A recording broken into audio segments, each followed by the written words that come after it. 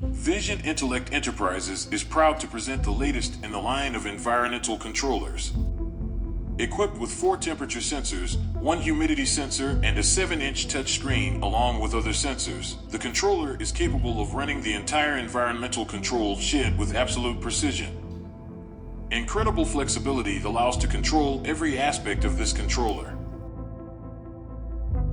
जी अस्सलाम वालेकुम जी, ये आपका कंट्रोलर का मेन इंटरफेस है। सबसे ऊपर आपका स्टेटस बार है जिसके अंदर आप सेटिंग्स को एक्सेस कर सकते हैं और साथ ही हिस्टोरिकल कर्व्स आ जाती हैं जिसके अंदर टेम्परेचर और ह्यूमिडिटी और गैस की कर्व्स आप देख सकते हैं। इसके साथ अलार्म का सेक्शन आ जाता है। यहाँ पर आप बर्ड्स की एज को देख सकते हैं और साथ ही हाउस का नेम। नीचे आ जाते हैं तो नीचे वाले सेक्शन में आपके शेड का एवरेज टेम्परेचर, टारगेट टेम्परेचर और उसके साथ आपका वेंटिलेशन ग्रेड और उसके साथ आपका इनर्सी पोजीशन। उसके नीचे वाले सेक्शन के अंदर आ जाएंगे तो आपको वैसे टेम्परेचर सेंसर्स की इंडिकेट हो रही हैं वैल्यूज़। यहाँ पे आप देख सकते हैं हमने 4 टेम्परेचर सेंसर्स कनेक्ट किए हुए हैं। हर सेंसर अपनी वैल्यू इंडिकेट कर रहा है। ऊपर आ जाएंगे तो आपके पास यहाँ पे ह्यूमिडिटी सेंसर की वैल्यू इंडिकेट हो रही है और उसके साथ ही कार्बन डाइऑक्साइड, अमोनिया और नेगेटिव प्रेशर की वैल्यू भी आप देख सकते हैं। ये सेक्शन आपका फ़ैन ग्रुप्स को इंडिकेट कर रहा है, कौन सा फ़ैन ग्रुप इस वक्त किस पोजीशन में है। अगर वो मूविंग में है इसका मतलब वो फ़ैन चल रहा है। इसके साथ वाले सेक्शन में बाकी के कंट्रोल्स जिसमें कि heater, cooling pump, timers and foggers indicate हो रहे हैं। तो सबसे पहले जो सेटिंग हम एक्सेस करेंगे दैट इज़ आवर क्लॉक, जिसको हमने चेंज करना है। सबसे पहले ईयर एंटर करेंगे, फिर उसके बाद अगला आपका मंथ एंड उसके बाद आपकी डेट। 11:25 इस वक्त हुए हैं दोपहर सुबह के और ये 24 आवर क्लॉक सिस्टम होता है यानी कि रात के 12:00 नेक्स्ट जो सेटिंग हमने करनी है दैट इज़ आवर सेंसर्स की कैलिब्रेशन, टेम्परेचर सेंसर्स की कैलिब्रेशन। आमतौर पर शेड के अंदर डिजिटल सेंसर्स लगाए होते हैं, डिजिटल डिस्प्ले सेंसर्स जो आपको डिफरेंट वैल्यू शो कर रहे होते हैं, तो आप कंट्रोलर को उसके हिसाब से कैलिब्रेट कर सकते हैं। यहाँ पर आप देख सकते हैं कि टेम्परेचर सेंसर नंबर 2 और 3 थोड़ा सा उनके बीच में डिफरेंस है ऑलमोस्ट 0.6 डिग्रीज का। तो इसको हम यहाँ पे कैलिब्रेट करके दिखाते हैं आपको। तो कैलिब्रेट करके सेटिंग्स में जाएंगे और फिर हम यहाँ से सेंसर्स के अंदर जाएंगे और सेंसर नंबर 3 को हम 0.6 का इंक्रीमेंट देंगे यानी कि 0.8 कर देंगे यहाँ पे। तो आप देख सकते हैं कि यहाँ पे हमारे सेंसर्स की वैल्यूज़ ऑलमोस्ट बराबर हो गई। अगली जो सेटिंग हमने एक्सेस करनी है वो हम देखेंगे सबसे पहले आपका अलार्म सिस्टम। अलार्म सिस्टम के अंदर आप देख सकते हैं कि ये सारे के सारे आपके सेंसर्स इस वक्त या अलार्म्स आपके ग्रीन शो हो रहे हैं। ग्रीन का मतलब है कि एवरीथिंग इज़ वर्किंग परफेक्टली, सब कुछ सही चल रहा है। और जैसे ही हम अगर कोई चीज़ डिस्कनेक्ट करेंगे तो वो रेड हो जाएगी। फॉर एग्जांपल अभी मैं आपके सामने ह्यूमिडिटी सेंसर डिस्कनेक्ट करूँगा, आपके सामने उसका कलर ग्रीन से रेड हो जाएगा और जैसे ही मैं इसको दोबारा कनेक्ट करूँगा तो वो आपका दोबारा ग्रीन हो जाएगा। नीचे आपका अलार्म हिस्ट्री है जिसके अंदर सारा डाटा रिकॉर्ड हो रहा होता है। सबसे पहले आपका अलार्म नेम शो हो रहा है, कौन सा अलार्म बजा है। अगले सेक्शन में आप देख सकते हैं कि अलार्म किस वक्त बजा और उसको कितनी जल्दी रिकवर कर लिया गया था।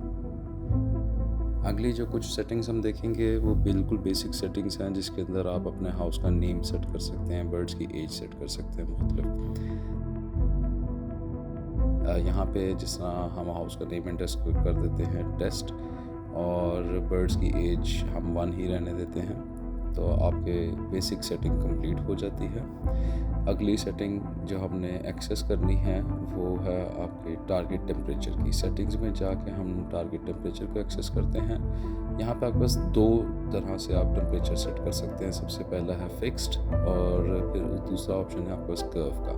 तो सबसे पहले हम फिक्स को सेट कर लेते हैं। अगर फिक्स के अंदर आप चाहेंगे तो आपको ये टेम्परेचर अपना मैनुअली एडजस्ट करना पड़ेगा हर रोज़।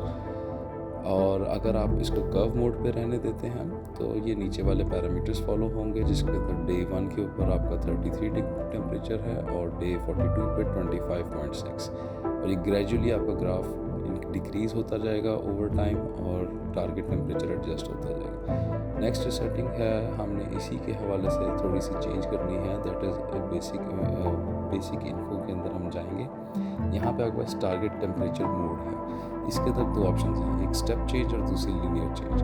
अगर आप इसको स्टेप चेंज में रहने देंगे तो हर 24 घंटे के बाद आपका शेड का टारगेट टेम्परेचर चेंज होगा, और अगर इसको आप लीनियर मोड में कर लेंगे तो उसके अंदर आपको 24 घंटे का वेट नहीं करना पड़ेगा, टेम्परेचर हर वक्त डिक्रीज़ होता रहेगा।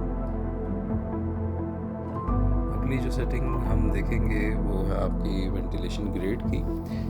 वेंटिलेशन ग्रेड के अंदर आप देख सकते हैं ये 3 पेजेस के ऊपर डिवाइडेड है। 24 नंबर वेंटिलेशन ग्रेड सबसे ज़्यादा वेंटिलेशन और 1 नंबर सबसे कम वेंटिलेशन के लिए है। सबसे पहला कॉलम अगर आप देखेंगे तो ये आपका ग्रेड नंबर शो कर रहा है। सेकंड कॉलम आपको आपका टेम्परेचर डिफरेंस शो कर रहा है। यहाँ पे आप देख सकते हैं कि हर ग्रेड 0.5 के इंक्रीमेंट से इंक्रीज़ हो रहा है 0.5 स्टेप्स पे। तो यहाँ पे 0.5 का मतलब ये है कि टारगेट टेम्परेचर से कितना अबव आपका टेम्परेचर होगा तो ये वेंटिलेशन ग्रेड एक्टिव होगा, यानी कि 33.5 पे जाके ग्रेड 1 एक्टिव होगा। और अगर आप इससे अगले स्टेप पे चले जाएंगे तो ये आपका टाइमर है। यहाँ पर आप अपना शेड के अंदर कोई भी फ़ैन अगर आपका टाइमर पे है तो वो सेट कर सकते हैं उसका ऑन एंड ऑफ साइकिल। ये सेक्शन आपका वेरिएबल स्पीड फैंस के लिए है। और इससे अगला जो सेक्शन है वो आपका फ़ैन ग्रुप्स को इंडिकेट कर रहा है, जिसके अंदर आप देख सकते हैं कि हमारे पास टोटल 10 फ़ैन ग्रुप्स हैं।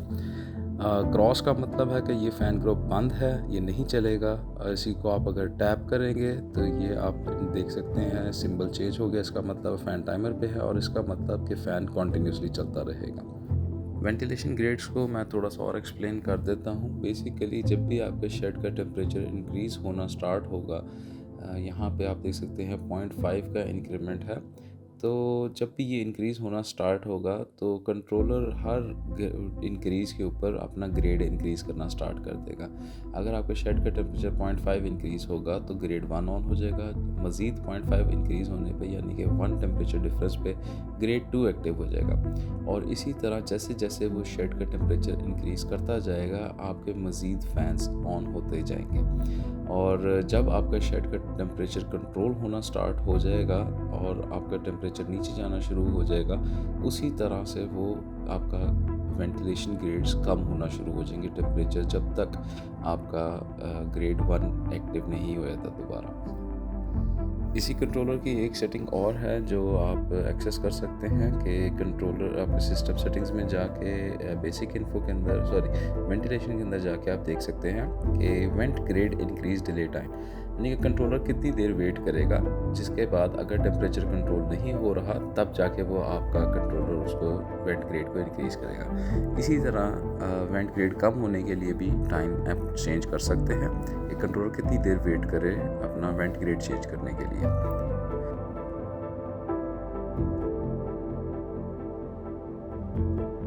यहाँ पर मैं अब आपको शेड का टेम्परेचर इंक्रीज़ करके दिखाता हूँ।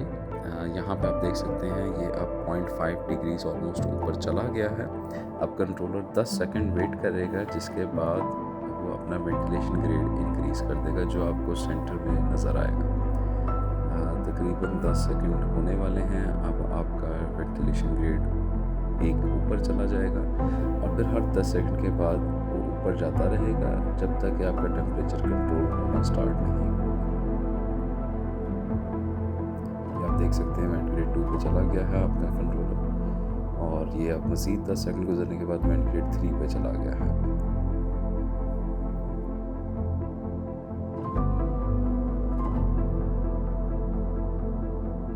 आगे हम आ जाते हैं एयर इनलेट्स पे, और यहाँ पर एयर इनलेट्स में जाकर आप देख सकते हैं आपके पास 4 एयर इनलेट्स को कनेक्ट करने की पोजीशन है। सबसे पहली 2 हमने कनेक्ट की हुई हैं इस वक्त, और आखिरी 2 कनेक्ट नहीं हैं। और इसके अंदर आप इनको एयर इनलेट्स के साथ भी कनेक्ट कर सकते हैं और कर्टन्स के साथ भी। वर्किंग मोड के अंदर आपके पास 2 ऑप्शंस हैं, या वेंट ग्रेड के थ्रू कंट्रोल हो सकता है या नेगेटिव प्रेशर के थ्रू। तो वेंट ग्रेड के अंदर अगर आप इसको वेंट ग्रेड के हिसाब से कंट्रोल करना चाहते हैं तो नीचे आप हर वेंट ग्रेड के एंगल सेट कर सकते हैं। जिस तरह वेंटिलेशन फैंस के वेंट ग्रेड्स थे, इसके भी 24 वेंट ग्रेड्स हैं। हर वेंट ग्रेड का उसके हिसाब से आप एंगल सेट कर सकते हैं। यहाँ पर हम इसको 0 से 10 कर देते हैं, और आप देखेंगे कि जैसे ही मैं बैक जाऊँगा तो आपका वेंट ग्रेड 0 से, ये आपका वेंट ग्रेड 1 है और ये 0 से सीधा 10% पे चला गया है। यहाँ पर अब मैं शेड का टेम्परेचर इंक्रीज़ कर रहा हूँ और जिस तरह ही वेंटिलेशन ग्रेड एक ऊपर जाएगा आप देख सकेंगे कि आपके एयर इनलेट्स 10% से बढ़ के 30% हो जाएंगे। ये आपका वेंट ग्रेड 2 पे आ गया है और एयर इनलेट्स की पोजीशन 10 से सीधा 30 पे चली जाएगी, क्योंकि हमने इसको 30 ही सेट किया हुआ था। वेंटिलेशन ग्रेड 2 की पोजीशन 30 सेट की थी। अगली जो सेटिंग हम एक्सेस करेंगे देखेंगे वो है आपकी हीटिंग की सेटिंग।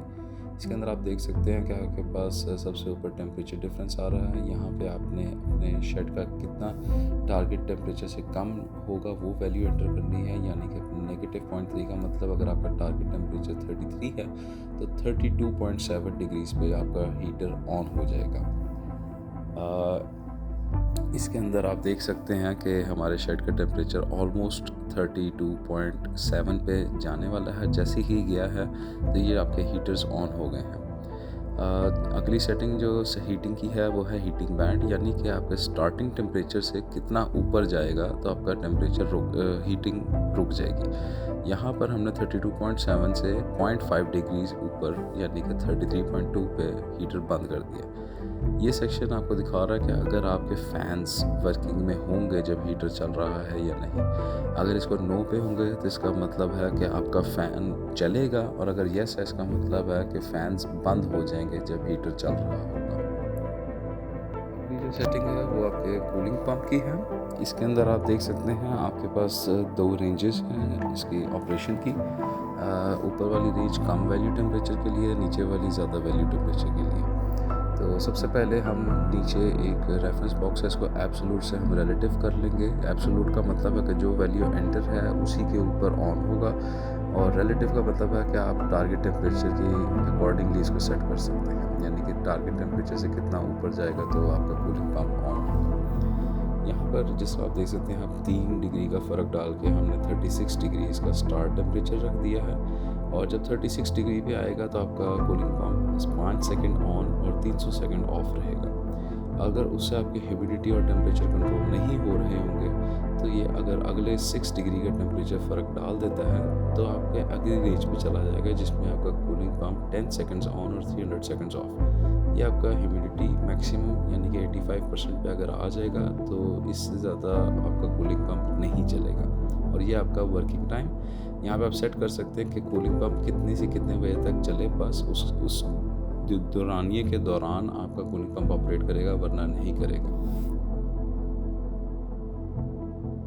अगली सेटिंग जो हम देखेंगे वो आपके ह्यूमिडिटी और गैस के सेंसर्स की सेटिंग है, जिसके अंदर आप देख सकते हैं हमने स्टार्टिंग ह्यूमिडिटी परसेंटेज 85% रखी है। जब भी शेड का ह्यूमिडिटी 85% पे आएगी तो वेंटिलेशन ग्रेड्स इंक्रीज़ होते जाएंगे जब तक कि वो 60% पे नहीं आ जाते। इसी तरह आपके बाकी के भी सारे के सेंसर्स इसी तरह ऑपरेट करेंगे।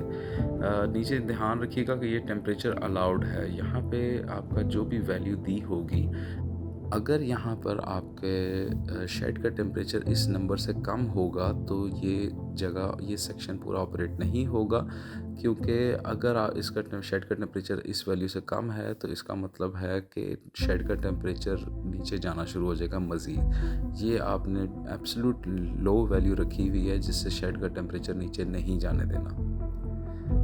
आगे हम एक दफ़ा फिर से सेंसर की सेटिंग्स को देख लेते हैं। यहाँ पे आप देख सकते हैं जब भी कोई सेंसर कनेक्ट करेंगे तो उसके आगे आपने टिक मार्क होगा, यानी कि आपने ख़ुद से इसको कनेक्ट करना होगा, वरना वो आपको वैल्यू नहीं शो करेगा। ये आपके अलार्म्स की सेटिंग है। यहाँ पे आप जो भी वैल्यू एंटर करेंगे अलार्म उस पोजीशन पे आके बजेगा। यहाँ पे हाई और लो दोनों 5 डिग्री पे सेट हैं, और यहाँ से आप इसको एक्टिवेट और डीएक्टिवेट भी कर सकते हैं।